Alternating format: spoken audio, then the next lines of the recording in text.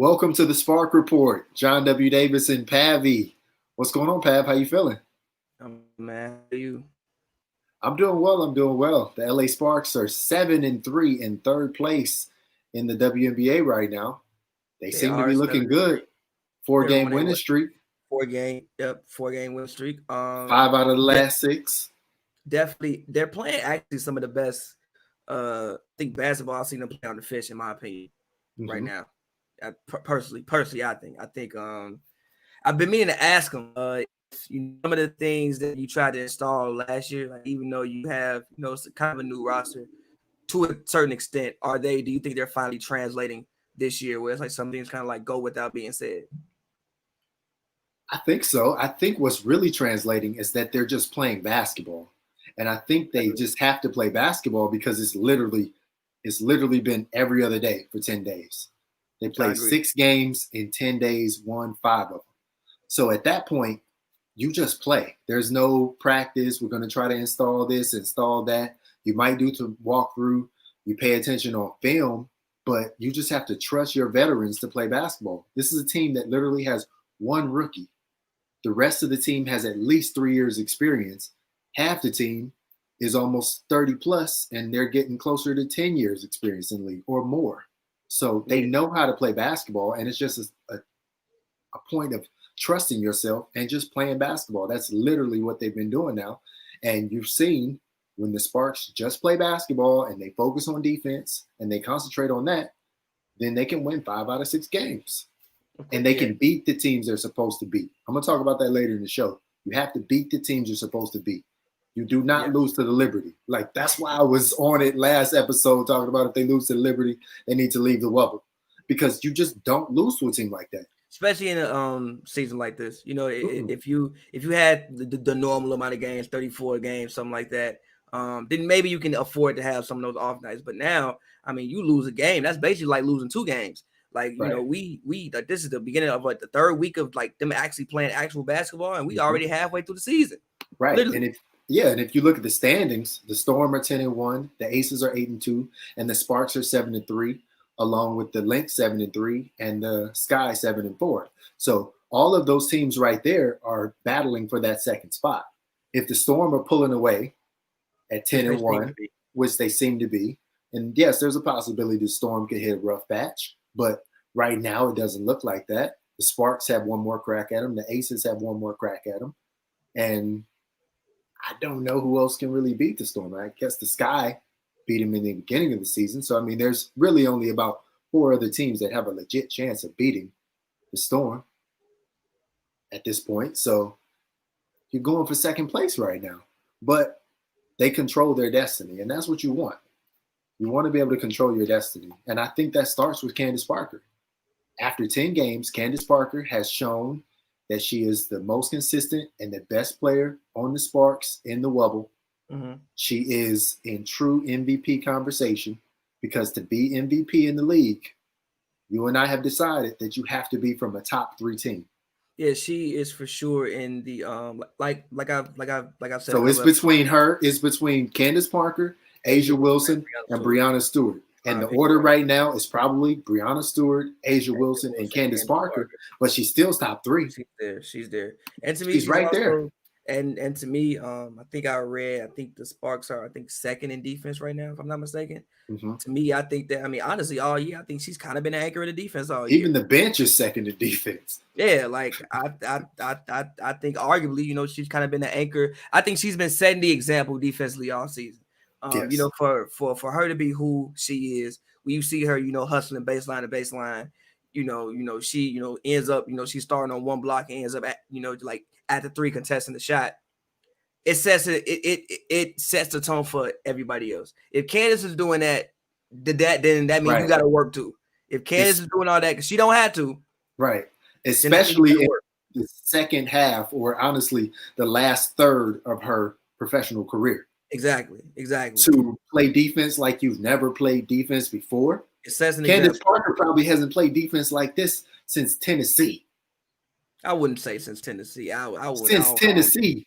Candace Parker never averaged 10 rebounds a game. Right now she's doing 9.2. But Candace Parker never averaged 10 rebounds a game in the WNBA. I don't know about since Tennessee, but I will say she hasn't done this. She I hasn't. was about to say since Naperville High School. The last time she defended like this was under the Obama administration. It was under the Obama administration. She probably hasn't played defense like this in a smooth 6 years. So again, for her to compete that way defensively, I think that all of them are buying it. Over these past couple games, I've seen them probably play some of the best team defense I've seen them play with me just covering the scene. This is what we need to ask Candace the next time we get a chance to talk to her is, yes, she's right now top 3 in MVP conversations, in our opinion.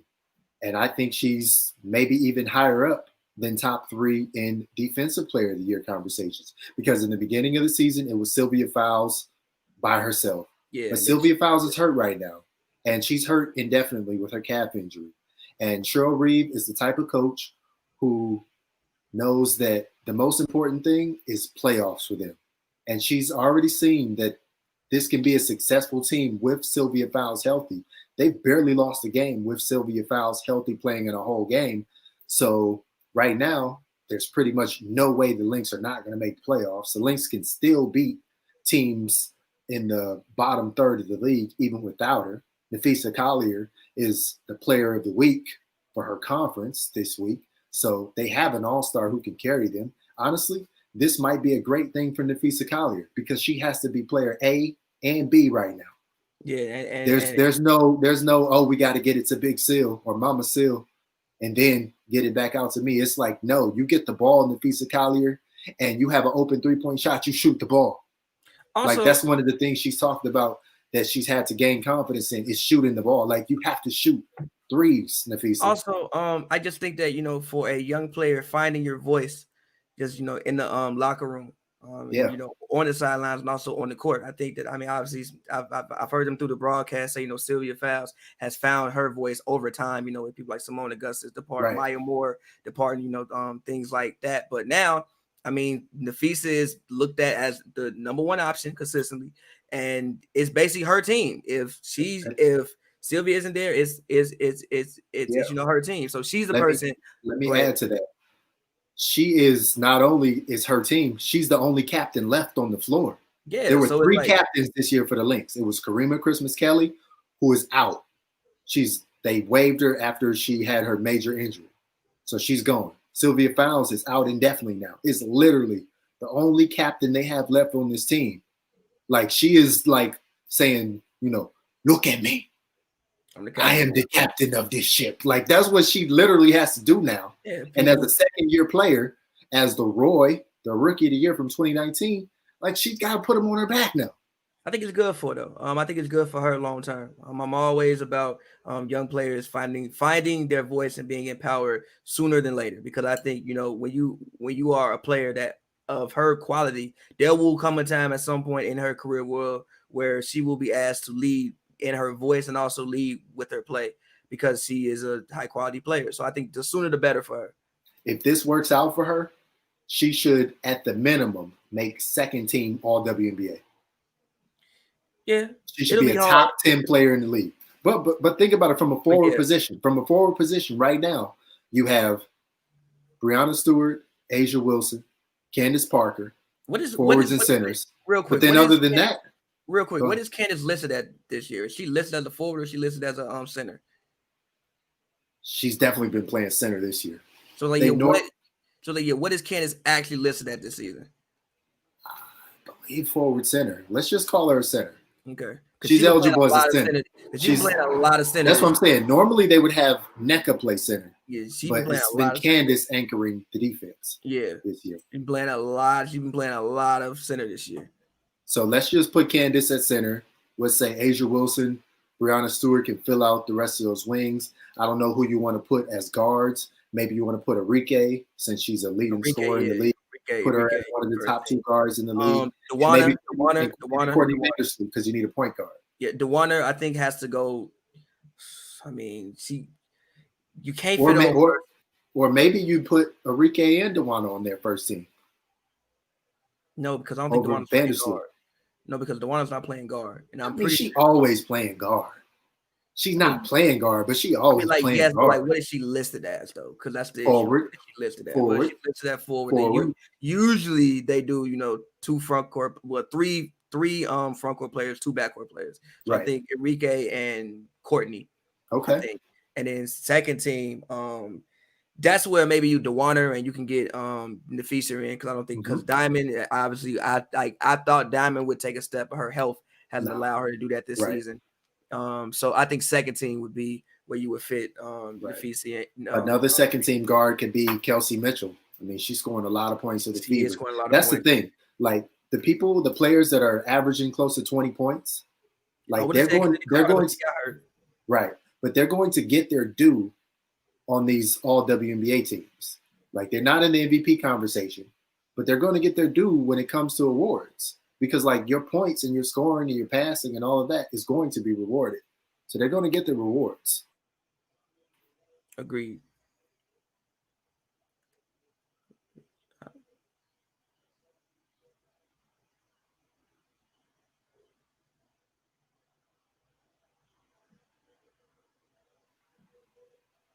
Yo, can you hear me?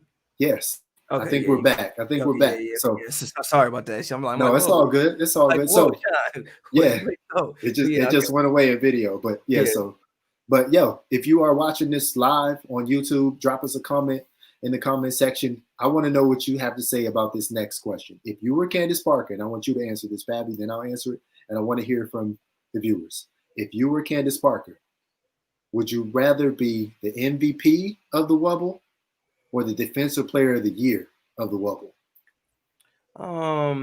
Probably Defensive Player of the Year, because I think that Defensive Player of the Year is like, nobody says she couldn't be a MVP level player. But I think if you would have told somebody at the beginning of the season, really, that I'm gonna be Defensive Player of the Year, people would have called you crazy. And I don't think people at all expected her to come out here. I mean, I didn't expect her to come out here defending the love. I mean, and we've also even heard Simone Augusta say she's taking the challenge, because even teams are like, well, we look at the starting lineup and we think, okay, Candace is the one person that we can attack and go at. So we're going to put Candace in all the pick and rolls. So actually, they're kind of disrespecting her on that front. And she's taking the challenge like, okay, that's not going to happen. If y'all think y'all going to have it easy with me, that's not what's going to happen. She's felt disrespected for the last year. She's felt disrespected for the last year when that poll came out, the anonymous poll of the players who said Candace Parker was the most overrated player in the league. Yeah, take that poll again. I doubled it. Take that poll again. I bet you keep Candace Parker name out your mouth now. I'm gonna call her the most overrated player in the league. Now you might call her the most overhyped player in the league, but overrated? Nah. Like, yeah, she had a lot of hype last year, and she's gonna continue to have a lot of hype, and that's why I could put her on the MVP train before you could, is because I saw the total narrative. I'm like, oh, they're playing up the narrative crazy right now, by the way. They will not go a broadcast without mentioning it at least 4 times. Minimum 4 times. Sometimes she not even playing and they mention it at least once or twice. I'm like, all right, okay. I 1,000% respect what she's doing. 1,000%. I think it's incredible. But they will literally not go a broadcast without mentioning it minimum 4 times. They can't mention Sabrina anymore. She's not in the Wubble anymore. Yeah. So who is this? Who is the story of the Wubble now? I do think they can't say Kennedy Carter. She's hurt. Can't say Sylvia Fowle. She's hurt. You can talk about Breanna Stewart all you want, but don't talk about her, no. But Breanna Stewart is not doing 2 other jobs there. This is true. She is not being a parent there, and she's not being a broadcaster there. This is true. So Candace Parker. That's why I'm saying if Candace Parker can show out in the next game against the Storm and she gets the better of Breanna Stewart and she has some memorable play or 2 in that game, that could vault her over Breanna Stewart. Will it happen? I don't know, but I'm saying that's what it's going to take. If you want to see Candace Parker be MVP, you need to see Candace Parker's second best game against the Storm. If her first best game was a near triple-double, you need to see something. Aces too. Right. What I'm saying is, if that was her best game so far, you either need to see a better game than that or her second best game against the Storm and the Aces. Luckily, she's also got to get the better of Asia Wilson too, or she will lose to Asia Wilson. Luckily for us as fans, They all play pretty much the same position. So they're going to be Mm-hmm. maxed up against each other. So we can all see them actually go head up one-on-one. You know, so many times in these big matchups, you know, you have people who don't even guard each other. In these matchups, I think that, well, I mean, we've seen it. They spend a solid amount of time actually guarding one another. That's so true. luckily for us, because, you know, like even like down the stretch in the Aces game, Candace Parker was in a lot of those pick and rolls that Asia Wilson had those pick and pop buckets on. But also Jackie Young. She was in a lot of those pick and rolls. Even, you know, in the Storm game, Brianna guarded her a lot, and she guarded Brianna a lot. I agree with that. But what I was going to say, and I think I can get into this now, because starting lineup wise, so I want to talk about Raquana coming off the bench and being the leading scorer right now. But starting lineup wise, right now, Pavi says it doesn't need to change. I don't necessarily disagree. But when you look at the starting lineup of Chelsea Gray, Sydney Weiss, Brittany Sykes, Candace Parker, and Nneka Ogwumike, and you put that up against the starting lineup of Sue Bird, Jewel Lloyd, Alicia Clark, Brianna Stewart, and Natasha Howard, I wonder, could the Sparks create just a little bit of havoc against the Storm by putting Brittany Sykes on Brianna Stewart as opposed to Candace Parker? Nah, she's too small, I think. She blocked Brittany Griner. Yeah, but I also think Brianna Stewart is more skilled than Brittany Griner.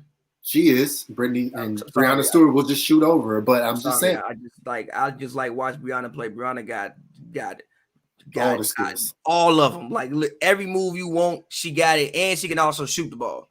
So no, I think Candace or Nneka has to take that challenge with Brianna. But I do want to say with this starting lineup, I think that they found something. I think that this lineup gives them the best chance to guard everything, because I think that you can kind of reserve Chelsea's energy defensively.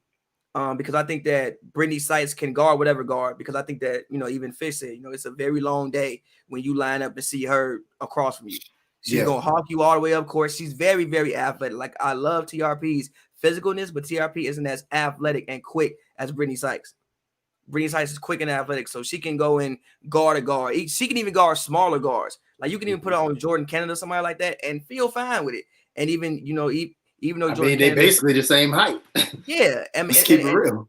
Yeah, but also same like Jordan, too, almost. Yeah, but Jordan Canada is like so quick that her quickness would pose a lot of problems for a lot of people. But for Brittany Sykes, I think she has a. But you know what? No, but TRP did a great job last year against Jordan Canada. She did. Elena Beard did as well. She did. When they put Elena Beard in, Elena Beard annoyed the crap out of Jordan Canada, and she took her out of rhythm. Yeah, of course. But it's Elena Beard. But you're right though. So I guess if I was going to say Elena Beard was really the key, then Brittany Sykes is the closest thing to Elena Beard. And I think that Brittany Sykes' offense is better than what TRP's is, especially in transition. Which when you even hear them talking about guards. Yeah, but you hear talking about guards rebounding and then wanting to be able to get out in transition. Well, Brittany Sykes can help you do that. And Sydney Weiss, I personally think Sydney Weiss should get some votes for most improved player. I really honestly believe that. I think she's shooting about 50% from three from this season. More than 50%. Yeah, more than 53. She's handling the ball much better this season. Like, you can tell that she put in a lot of work over this whole time period that, you know, she was off. Her pull-up jump shot looks better than what I've ever seen it look. Yes. And honestly, arguably, you could disagree with me all you want, but I think arguably she's been the third best player on this team this year. Ooh. Arguably. Well, let me make this statement first, and then let me process what you just said. That was my most recent article on winsider.com, was every team needs a Sydney Weiss. Because look at what she does. Tell me any team in the league, other than maybe Seattle, that wouldn't want to play. Okay, tell me any team in the league that wouldn't plug in a 6-foot person who can play the 2 or the 3, handle the ball as an off guard, and shoot more than 50% from 3. Every team in the league would want to start that. If you didn't know if I didn't say that person was Sydney Weiss, if I said, oh, there's a 6-foot player, you know, she can handle the ball and she's going to shoot more than 50% from 3, whoever it is, you're going to want to start her. But then when I say Sydney Weiss, you might be like, oh, I don't know if I want to start it now. It's Sydney Weiss. I also think beyond that, she's a at least from what I've seen, she's a lunch pail kind of person. Like I said, you don't have to run plays for her. She would go out there and be like, like a lot of players That say, spacing is underrated. As great as Raquana Williams' spacing is off the bench, it's something great to see it from the beginning of the game with Sydney Weiss. Also, a lot of players will say, "Oh, I'll do whatever to help my team win."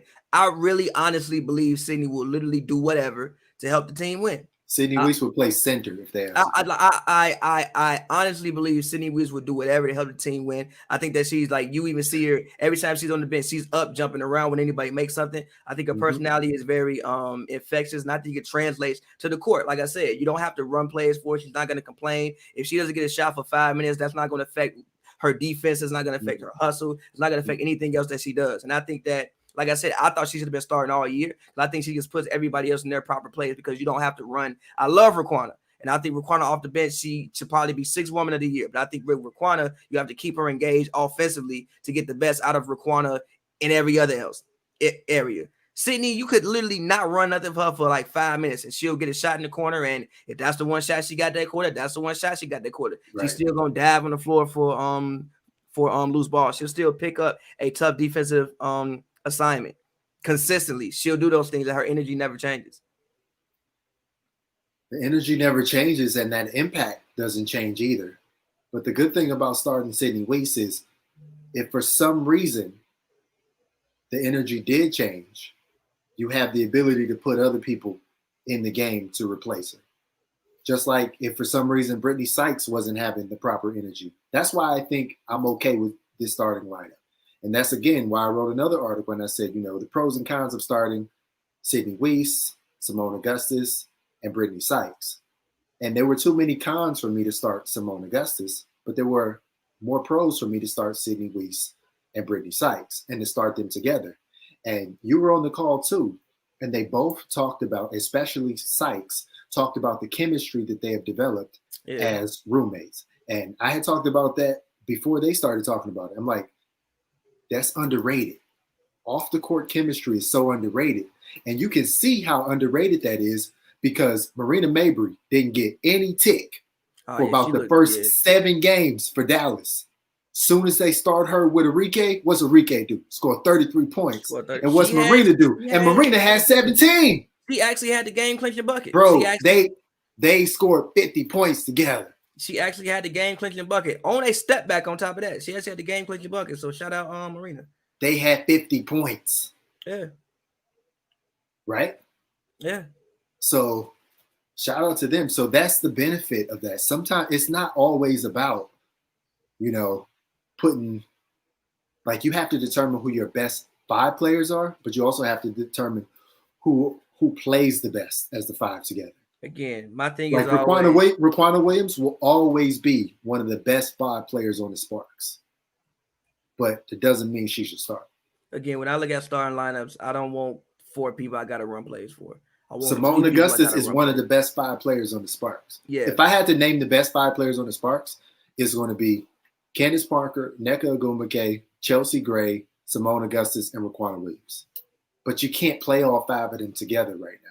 I honestly think Sydney is better than Raquana. I know Raquana scores more points, but I'm sorry. I just love the intangibles that Sydney brings to the game. No, because if you put them 2 1-on-1 in practice, as hard as Sydney Weiss is gonna go, Raquana gonna eat her up. Yes, 1-on-1 in practice, but basketball, I've wrestled with this forever. Like basketball, there's never a point in time when you playing 1-on-1 in like actual game.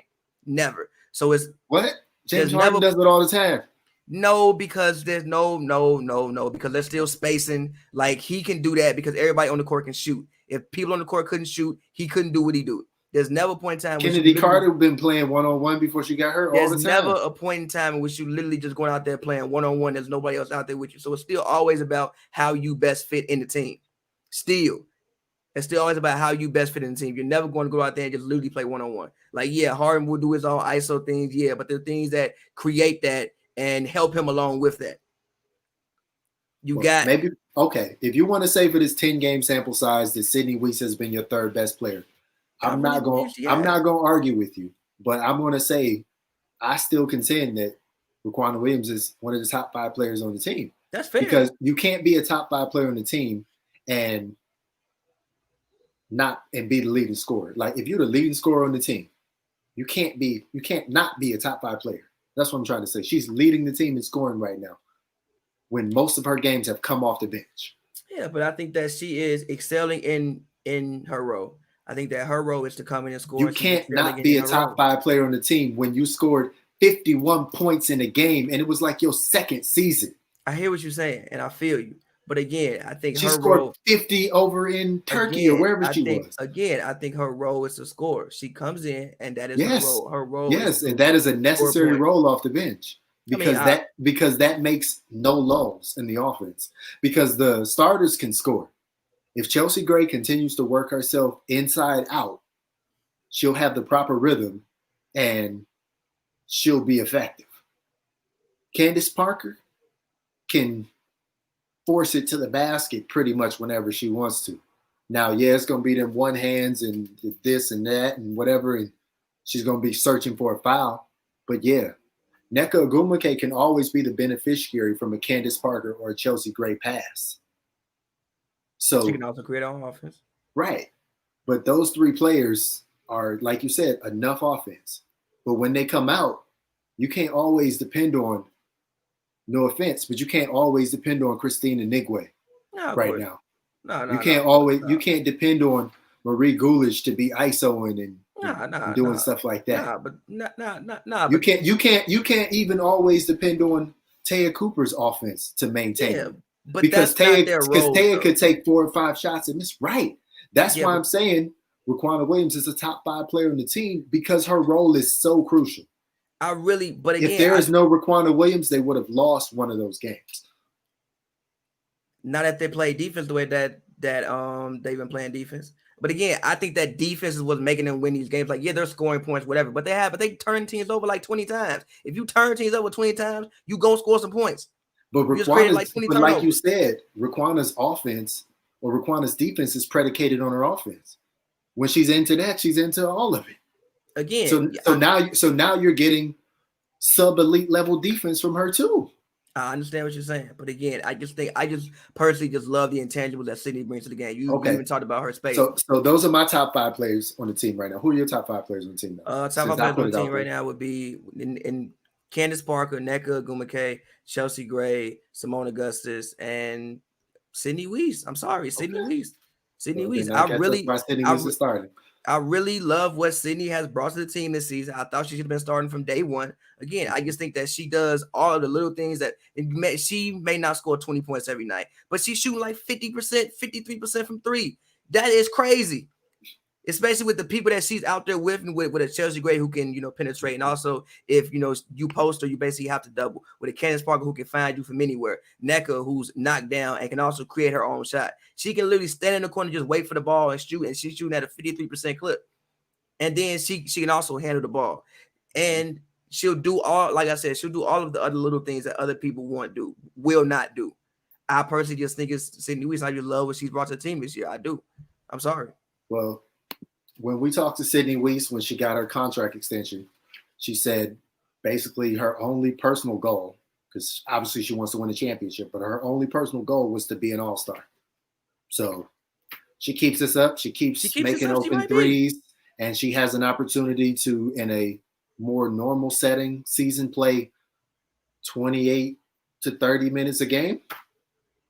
And she keeps shooting threes like this, she might very well be an all-star one time. She might. I think she's averaging, if I'm not mistaken, I saw it on the graphic, she was averaging 15 points over the past 4 games or something like that. Something like that. She had one game where she barely scored, so it might be skewed down a little bit. Might be low. Yeah. But yeah. Yeah. I don't think Sydney is not a person that if I had a bad team, that I would take on my team, because I don't think that what she does wouldn't show up. But if you have a good team, I think that Sydney is that person where you plug in and you can take you over the edge. And that's my opinion. And that's why, and I believe, and correct me if I'm wrong, if you remember this conversation that you and I had, this is why I was saying that I thought it was important for the Sparks to get that signing of Sydney Weiss at that value, because I thought if Sydney Weiss reached the open market, that a team with a lot of cap room might overspend on her because she could make the difference. Because think about how much money the Phoenix Mercury paid for Bria Hartley. And everybody was like, why is she getting a max contract? Why is this? Why is that? It's working. Yeah. So imagine a team, because Sydney Weiss is going to make, I think, about 80 on her contract extension, 80,000 a year. Imagine a team that was like, you know what? All we need is you to make open threes and shoot 40-some% from the three. That's all we need is you to shoot open threes. You can shoot 8 or 9 a game. When you're open, just shoot it. If that's all the team really needs to take it to the next level and have that energy, why wouldn't they pay $150,000 for that? If that's all they needed. I don't know if she would have got that. Somebody would overpay. I think somebody would, quote unquote, overpay for that type of production. It's so efficient. I don't know if she would have got that last year, like coming into this season. But let's say not this year. But I'm saying next, because this is when her contract would have ended. Yeah, no, yeah. That's what I'm saying. After what she's doing now, I'm saying if she did what she did now, and then went into free agency, they'd have to pay her more money, or somebody would have bought her away from her. Yeah, you could have definitely rationalized giving her $150,000. That's what I'm saying. You would have like looked at like somebody would looked at like the nerve stats, her like plus minus, her true shooting percentage, and things like that. Like, we can give you a max because like you said, your efficiency. And 150 isn't even a max. That's what I'm saying. Yeah, it's just double what she's making now, basically. Yeah, you can rationalize giving her 150 because her efficiency would call for that. Mm-hmm. So Raquana off the bench, we both agree that it's the proper spot for her. She agrees that it's the proper spot from her. Yeah. I do find it interesting, though, that now she's willing to say, like, oh, I always want to come off the bench. Because if you remember, beginning of the season, you want to start. I asked her, I'm like, oh, what do you think about, it's your opportunity to, win 2026 Woman of the Year. Oh, no, I have to start, but she put the caveat, but I'm willing to do whatever I need to do for the team. But so she was playing now, I'm a start role, but I knew it, you knew it, she knew it, that was right for her. Because, and the reason I say that, to back all of that up, is if Christy Tolliver was here, who would be starting? Christy Tolliver. Then there it is. And that's why I say you don't change everything up just because one piece is missing. You plug somebody else in to elevate them, and you let everybody else still do what they're doing. That's why I thought it was important to, when TRP was out, you just put Sykes in. Don't bring Augustus in, or don't bring Raquana back in and slide Sydney Weiss over. So now you got 2 different starters instead of 1. So the more continuity you can have and more fluidity you can have in a lineup, that's what you want. So, and that's why Washington was successful in the beginning of the season, because they let Emma Meeseman still play her regular game, and they put Hines Allen in to do Deladon things. And it worked for a while until that rotation caught up with them. Like, you can't play with 8 players. I don't care who the 8 players are. You cannot play with 8 players. Not in this season. No. And like a normal season, maybe. But much of a grind. Yeah, it's too much. It's too much. Yeah, you could do. You don't have to travel. Yeah, in a normal season, when you spend 2 weeks at home, when those 4 or 5 game stretches, you can stretch it out and get 3 or 4 of those wins, and then balance it out. But no. Yeah. But I still wouldn't want to see Washington in the playoffs if Ariel Powers comes back. I still don't want to play. Though. Like, she's playing her ankle pretty bad. Is she gonna come back? She might. But that's certain, like, Connecticut. I definitely don't want to see Connecticut in the first round. But let's actually talk about that. Looking towards the playoffs, I think that we obviously think the ceiling for the Sparks team is a title. Yes. I personally think they're the second best team in the league right now. I know Vegas has a better record, but I just think that top to bottom, I think the Sparks. I trust LA a little bit more than Vegas, in my opinion. I think Seattle clearly the best team in the league, but I think that in the series, if they could scheme and I think that they could win if they could scheme. Candace plays to the level she's playing. NECA plays up a level. Sydney continues to play how she be playing. Chelsea plays how she was playing last year, because this year has not been last year. Mm-hmm. She's been good this year. Last year she was great. So if she can get back to the level where she was playing last year, and I think that they got a shot against anybody. But looking forward towards the playoffs, what matchups scare you? What matchups would you want? Let's get into it. So if I'm the Sparks, if I can work myself into that 2 seed, then I'm not scared of anybody in the playoffs. Because in a series, I'm not scared of anybody. Now, if I end up, let's say you end up third or fourth like they did last year, which means you would have to play a second round game in the playoffs. I wouldn't want to play the Sky in the second round if it worked out that way. And I still wouldn't want to play the Sun in the second round game either. I think you can outlast the Sun because they don't have the depth, but I definitely do not want to play the Sky in a single elimination game because they've already lost to them this season bad. And the Sky have proven that they have the horses to just keep coming and keep coming and keep coming. James Wade is a great coach. Last time I talked about how he had Kalia Copper over there under his wife's tutelage. Well, I also found out that Gabby Williams was over there too. That's what I'm saying. They had the Sky program in France, the Sky program in Russia, and they have the Sky program in Chicago, and now they have the totality of the Sky program in Bradenton, Florida, in the Wubble. So also, I don't want to see the Sky. That's the main team is the Sky. You don't want to play the Sky in a single elimination game. I also think that the Sky are just better than what their record says they are. I think a lot of it is Diamond has been hurt this year. She hasn't been able to perform to the level of what she performed last year. And they've also had some tough losses. So I think that they're better than what their record. I don't think what they're 7-4. They are 7-4. 7-4. But if you would have polled people at the beginning, I mean, people had them in the finals. I mean, I thought that they, and I think they still realistically do have a steal. I think you can argue that they're better than the Lynx. Yeah. So you can argue that they're still a top 4 team. Yeah. On paper. You can even argue that the Sky match up really, really well with the Aces. You can argue they're better than the Aces if you want. Yeah. On paper, not right. Not granted. You got and then you can say, well, the Sky did beat the Sparks. Now, yes, that was weeks ago, which it was like the second game. It wasn't the second or third game. It was weeks ago now. But I mean, still, realistically, it was only weeks ago that they beat them. I'm saying it both ways, but you know what I'm saying? Yeah. Like it seemed like it was days and days and games ago, but it was just a couple weeks ago. Yeah. Now the Sparks are a totally different team, and the defense, Derek Fisher is talking about, now is the time in the second half of the season where we put together 30 minutes plus of perfect defense. He is like me. You're never going to see perfect 40 minutes, but maybe you start getting to more than 3/4 worth of that stifling defense. If you get to more than 3/4 of that stifling defense, the Sparks will not lose to any team they're not supposed to lose to.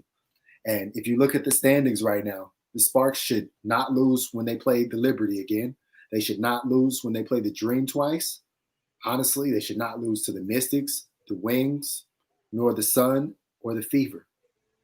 Realistically, the only teams, in my opinion, that have a chance to beat the Sparks at their best are the Mercury, if they could play better, the Sky, the Lynx, the Aces, and the Storm. So I agree. At worst, the Sparks only have, if the Sparks are going to play 12 more games this season, at worst, they should finish 8-4. There should only be 4 more losses in there. At worst, it should be 8-4, which would give them 15-7 record. And 15-7 is going to, at worst, get you 4, most likely 3. Third. It's not going to get you second. It's not going to get you second, but it will get you third. They need second because you don't want to somehow get matched up against the Sky in the playoffs. You don't even want to get matched up against the Mercury in a single elimination game. Yeah, because I think they had 4 of the top 20 scores in the league? Who? The Mercury. Yeah, that's the Mercury are literally just depending on who they have. Yeah. They just gonna go with what they have, and what they have is Brittany Griner, Diana Taurasi, Skylar Diggins-Smith, and Bria Hartley. And when it comes down to a single elimination game, that's like 60 points right there, possibly 70. If they all cook and somebody gets 25, that's 80 points. That's 80 points. That's 80 points right there. That could be 80 of their 92 points that they drop on you. Yeah. Because as long as Brittany Griner is not getting in foul trouble, she's not coming off the court. And the Sparks, Skylar Diggins-Smith ain't not coming off the court. And the Sparks still sometimes have an issue with penetration with quicker guards. Even with if I'm not mistaken, Dangerfield from The Lynx, Crystal Dangerfield. Yes. Yeah, Crystal Dangerfield. Yeah, Crystal Dangerfield. What she did, even what I've seen, I think Jasmine Jones of the Liberty, the rookie. They like if you got a shifty Jordan Canada, if you got a shifty guard who can penetrate Skylar Diggins, they can get in there and find people. You can make it a little bit difficult for the Sparks. That's one area of still where it's like guard penetration. They aren't always able to stop guard penetration with that they should be able to stop guard penetration. I agree with you. And once you get into the middle of a defense, things get really funky there. Right. You kicking out to Deanna, you kicking out Diana, you kicking out to Bria. And a 40-minute game is too short to mess around. I'm saying. So yes. So single elimination. Now if the Fever especially in this scenario. If the Fever make the playoffs and somehow they make the second round and have to play against the Sparks. Whatever. Yeah, whatever. We literally said the same thing. And that's no offense to the Fever, but the Sparks just have so much more than the Fever. Now, if the Connecticut Sun get hot and they're super healthy as they possibly can be, I still don't want to play them either. But the Sky are the team I don't want to see in the playoffs, then the Mercury, then the Sun. But if the Fever make it or the Wings make it, whatever. The Mystics, they're kind of trending down. If the Mystics don't string some games together soon, they're on a 7-game losing streak. I don't think it's happening for the Mystics. Like once you hit a 7-game losing streak in a season like this, I still think the Mystics are better than the Fever, though. Yeah, of course. The Mystics literally wrote the book of the Fever's offense. No, Marianne Stanley, their coach, she might have a few things that she likes to do different thematically, but she is inspired by the Mystics, so the Mystics know exactly what the Fever are going to do. So I also don't think the Fever have that much talent. I'm sorry. I just really don't think so either. And Tierra McCowan she's just standing there for the most part. She's not using her size at 6'7" and 240-ish to dominate. She's not punishing anybody. She should, if she plays against, I'll just run it down for her real quick since I'm talking about it. If she's playing against the Sun, she should be punishing their post players. She's playing against the Wings, she should be punishing the Mystics. Kalani Brown can match up against her on the Dream. Zowie B kind of can, or whatever. Brittany Griner definitely can. Dolson can. Files can. But that's what I'm saying. Those bottom teams, she should be dominating those teams. Yeah. But, yeah. So, I think best case scenario, obviously best case scenario for the Sparks. Well, no, I was going to say best case scenario for the Sparks is they get to 1. Most realistic scenario is you get to 2. Worst case scenario, you get 4.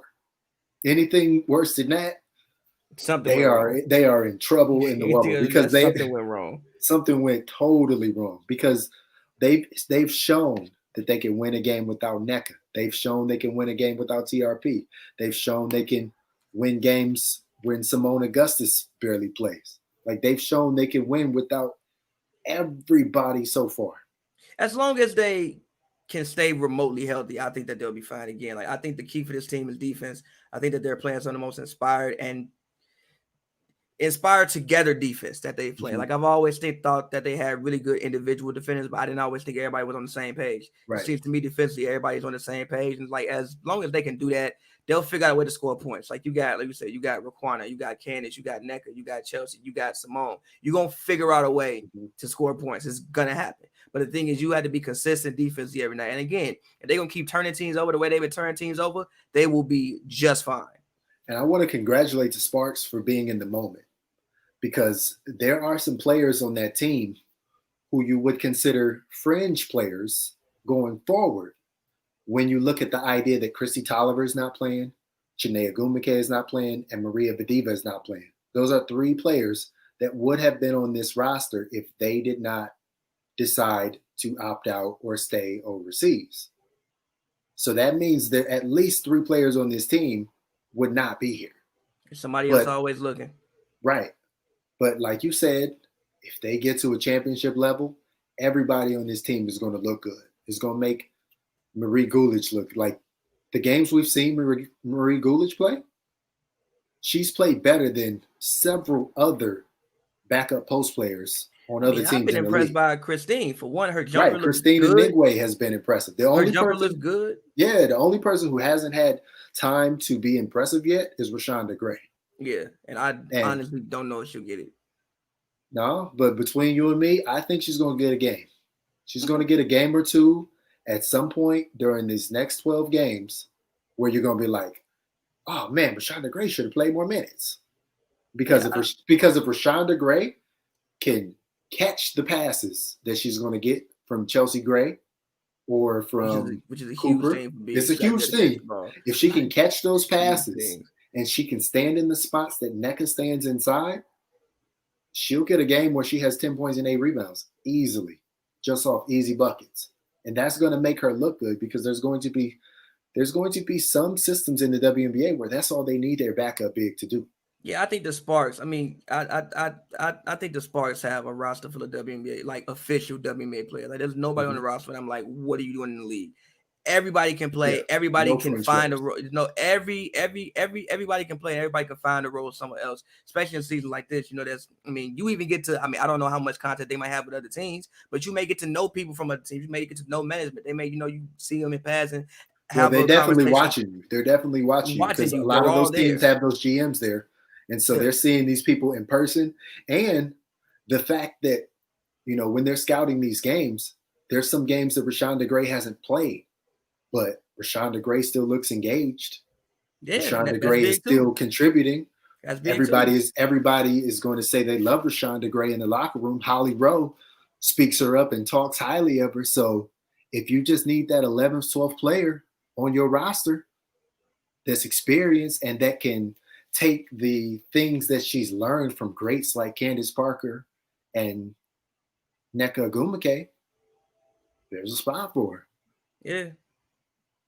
But then I was talking to another one of our colleagues about this too, and we can kind of wrap up around this, and then let's do our predictions for the next 3 games like we've been doing. But the interesting thing about this season is there are some teams that don't have all their players right now. So I think there were about 139 of 144 players in the world right now. So you got to think about right now there's 20 some players who have opted out either for social or medical reasons. Okay. So you would think that if you had the ability to opt out, you pretty much will be back in the league. So that's another 20. And then you still have rookies next year because they always bring in about 15-ish rookies every year that actually make the rosters. So you're talking about almost a third of this league that's playing right now in this bubble will not be there next year. Yeah. So there's going to be a lot of turnover already, but everybody on the Sparks is making a case for finding a home next year. But that also makes for some hungry basketball because you got Right, a lot that's of people. You got a lot of people who are out there fighting for jobs. So it doesn't matter what my team record is. I'm out here playing because I'm fighting for a job next year. I want to make sure that I'm employed by in America by a team next year. Yes. So that like eliminates records, eliminates a lot of things like that. I got 22 times to go out here and show you why I belong. So and now you got 12. And now you got 12. And now you got 12. And injuries starting to happen. Some of the more solidified players may not play as much down the stretch. We don't have too much to play for. That means you get other people who fighting for jobs and they're playing those like last 5, 6, 3, 4 games. To come and impress. And I also think it's good for the Sparks because I don't think you get any games where teams will just completely take the night off. I think somebody will all be out there trying to prove themselves. Right. Yo, again, shout out to Derek Fisher because nobody on this team has played or averaged more than 27.3 minutes a game. I tried to say that this is what it was going to have to be like. And that's what it's been like through 10 games. So he's done a great job in using an expanded rotation, in my opinion. I know it's been hard for him because, it's tempting to leave your significantly 3 better players or 4 better players on the court. Or it's tempting to push Simone Augustus to play more minutes when you see she's leading the league at 60% in 3-pointers. But he's playing the long game right now, and it's working. They're 7-3, and they're playing the long game with the minutes. So, last 3 games. So, last week. I said 2-1. I was wrong. I think, didn't you say 3-0? I said 3-0. 3-0? Okay. Yeah. I got the last week right, too. So, I got the last 6 games right. So, Shout out to myself. You don't always have to be humble, but I am humble. But all right, so the next 3 games, you have the Phoenix Mercury, and that's actually technically a home game for the Sparks. And the reason I say that's a home game for the Sparks is because they are 4-0 during home games in the Wubble for whatever reason. Okay, so keep that in mind. So that's Wednesday's game. Friday's game is the Sparks at the Atlanta Dream, but it's the Atlanta Dream. And then Sunday's game is the Dallas Wings at the LA Sparks. So, Pappy, I'm gonna let you go first as tradition. 3 games. What you think? I'm gonna go 2-1. I think that they'll take the winning streak up to 6, and I actually think they'll lose to the Wings. I think that Enrique will pose. I think that Enrique will pose a lot of problems. Yeah. And I think that they'll actually lose to the Wings. Okay. And also, Marina may be on the revenge tour. Who knows? She may be on the revenge tour. She may be on the revenge tour. Who knows? Who knows? But with the way the Mercury have been playing, the Mercury haven't looked that good to me personally. I think that I think they're really trying to, even though they do have those scores, I think that they're still trying to figure out things. I think sometimes late in games, they kind of play here, you take it, here, you take it, here, you take it. I also think that defensively, they're not they aren't where they need to be. So I would think the Suns will have not the Suns, but I think the Sparks will have the advantage in that matchup against the Dream. Sorry, no disrespect to the Dream, but it's a Dream. Really haven't been that good this season. And also Kennedy Carter is hurt as well, sprained her ankle. So I think that the Sparks should be a quick and easy win. In my humble opinion, I think they should probably put out like a 15-point victory. But I think that you get to the Wings, I don't think that like the winning streak will carry on forever. And I think that the guard play of the Wings could serve problematic for the Sparks. Well, I'm actually going to say 3-0 this week with the caveat that if they lose, it will actually be to the Mercury. Okay. But I'm going to say 3-0 this week because the Vegas Aces have a 7-game winning streak currently. The Storm have an 8-game winning streak currently. So why can't the Sparks win another 3 games? Because this is what I'm talking about. Like, they are at the point of the season with the way their defense is going, they're only going to lose to teams that are in the top half of the season. They should not lose to the Dream. They should not lose to the Wings because of the way they're playing on defense. So if they get that Mercury game like you're talking about, then why not beat the Dream and the Wings too? Yes, I agree. Enrique can give it to them, but I would counter that if Marina Mabry is on the revenge tour, she might push a little too hard. Maybe. Because we've seen when Marina gets a little bit too into it like that, that's not the best version of Marina. The best version of Marina is her, I don't want to say deferring to Enrique, but just playing alongside of Enrique. Like, I don't want to see hero ball Marina Mabry. That's not going to work against the Sparks. I don't think you'll see ISO that. Mabry is not going to work. Yeah, I don't think you'll see against that. the Sparks. I don't think you'll see that. There's the Dream. Yes, the Dream could catch fire and knock down a bunch of threes. Strickland could get going. Courtney Williams could get going, but it's a 40-minute game, and then you have 2 inspired players on the Sparks who will want to play well against a team that, I'll just say it, didn't believe in them enough to keep them. Is Kalani back yet? Yes, Kalani is back. She hasn't been playing too many minutes yet. But the Dream thought it would be better to have Kalani Brown than Brittany Sykes and Marie Gulich. Is that right? I don't know. They also ended up picking up Alexis Jones. So it was kind of like a 2-for-2 kind of deal. But was that right? I don't know. I guess you could probably say that Brittany Sykes and Gulich have played better than Kalani Brown and Alexis Jones. So far right. They played, so they played better. Yeah, they played. So, I mean, that's a game they're going to get up for that game too, because that's what they've been doing. Like, they've been getting up for the games where some of their new teammates have came from those teams. Like, they got up for that Lynx game because they did not want to let Simone down. Simone was trying to be all cool. Oh, yeah, I don't care. I'm Money Moan. I'm from Baton Rouge, Louisiana, this, that, and the other. She was being all cool about it. But the rest of the team was like, nah, we're not about to let you lose. They might want to do the same thing to the Dream, too. Plus, and then I know we haven't talked about it much on the show, but they don't like the Dream's owner. They're not trying to lose to her. They're taking it out on the Dream. So they're not trying to lose to them. And then they don't want to lose to the Wings either because that's their former coach.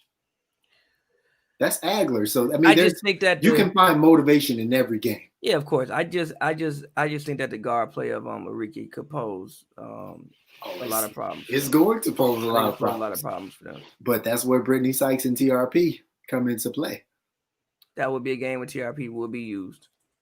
That's when they come into play. And if TRP is coming off the bench at that point, like if Enrique is moving some certain type of way, TRP can kind of come in and try to throw her off the other way.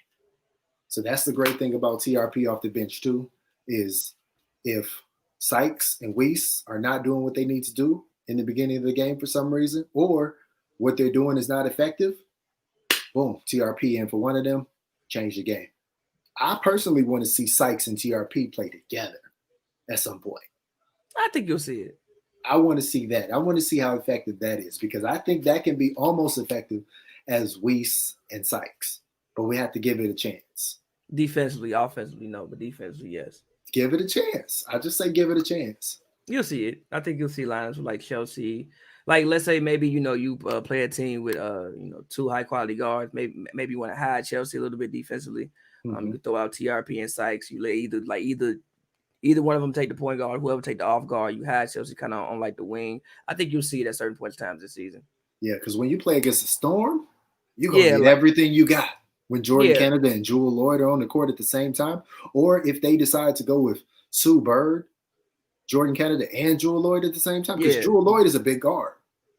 So you play that. She's 6 feet, right? Basically, yeah. So they have her playing wing, but she's really a guard. Yeah, so if you play all that, you're kind of like, okay, well, we got to figure out something. Yeah, we're going to need some defense. We're going to need a lot of defense. But all right, so I feel pretty good. I feel like we covered a lot of stuff. I think we will have to continue this Candace Parker for MVP or Defensive Player of the Year conversation. She gonna get some votes for both. As long as she continues playing the way that she's been playing, she's definitely gonna get some votes for both. She's going to win some type of award. She's gonna win something. If she doesn't make first or second team All WNBA, she's gonna make first or second team defensive. She's gonna win something. She's gonna win something. She would not be going home empty-handed this season. Candace Parker going home with something. I know she wants to go home with her second WNBA championship, but she's going home with some type of award. She's making somebody's award team. I guarantee that. If she plays, she's making it, because her level of production is not going down. Her motivation this year, whatever zen she's found with her coach, that's not going down. If she was able to make it through the game when she didn't get her triple-double, and she was able to, for the most part, play it off to the media and be cool about it, she can make it through anything now. I don't think she cared about that triple-double. Candace Parker didn't care about that triple-double? I don't think she cared that much about that triple-double. Candace Parker didn't care about that triple-double? I don't think she cared that much about that triple-double. I really honestly don't think she cared about much. I'm just going to repeat myself like TBJ do. Shout out to TBJ. Candace Parker didn't care about that triple-double? I really honestly don't think she cared that much about it. I really honestly don't. I think she did. Cared that much about it. I mean, she did, because she would have been the second player ever. She would have been the first player ever to get two. I think she cared if like she was out there to get it, but again, I don't think she wanted to go the extra mile unnecessarily to get it. I don't think she just wanted to play for the stats. In retrospect, if as soon as she came out, if she would have known she was 1 assist close, I bet she would have popped back in 30 seconds later and tried to get it. I don't know if she would have. Wasn't they up by like 20 at that point? No, they was only up by about 12. Yeah, but the bench pushed it to 20. The bench is why she didn't come back in to close out the game. Because if it would have fell to a 3 or 4 point margin, if it would have failed, then she would have been back in. Right, that's what I'm saying. But the bench finally did what they're supposed to do, and they finished punching somebody in the mouth. She had to sit down. But again, I think Candace Parker, if she keeps playing the way she's playing, she will have another opportunity for a triple-double this season. Mark that down. You heard it first and second and third and however many times on the Spark Report. All right, well, I think that's good. Anything else you want to talk about, Pal? No, we can leave it there. Okay, let's leave it there. You can check me out on Instagram, Twitter, and YouTube. Just search at John W. Davis. You can also find my LA Sparks articles at winsider.com. Pabby, where can we find you? Got any projects releasing this week? Not this week, but I actually do have a project out right now. It's called I Just Felt Like Rapping Too. Go check that out. It's on whatever streaming service you want to find it on like all of them, like Apple, Tidal, Spotify, so on SoundCloud, Audio Mac, all of that. So go check that out. Pavers.com. And you can follow me on Twitter at PavyWorld, PAVY World, all one word. Same for all of my socials. So yeah. All right. That's good. For Pavy, I'm John W. Davis. You listen to the Spark Report. All right, y'all. Peace. Peace.